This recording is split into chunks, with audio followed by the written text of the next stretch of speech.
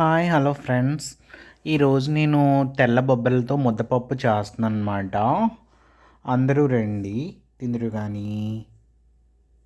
Hi friends, దాంట్లో మళ్ళీ ముద్దపప్పులో చారు ఉండాలి కదా. నేనైతే టమాటా చారు చేస్తాను అనమాట. చింతపండు 4 టమాటాలు, ముగ్గిన టమాటాలు వేసి టమాటా చారు చేస్తాను అనమాట. దానికి చింతపండు అని టమాటా వేసి బాగా పిసికేయాలన్నమాట ఇలాగా. ఓకేనా.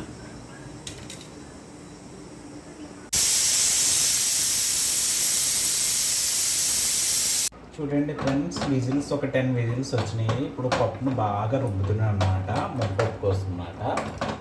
ఓకేనా.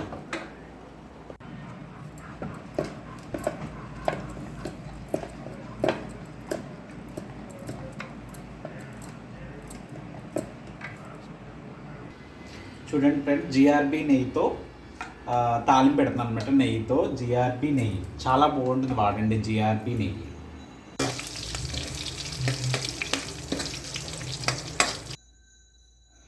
ఓకే ఫ్రెండ్స్, గుమగుమలాడే ముద్దపప్పు అండ్ చారు, టమాటా చారు. అందరూ రండి ఫ్రెండ్స్ ఇంటికి తిందురు కానీ. ఓకేనా. Bye friends.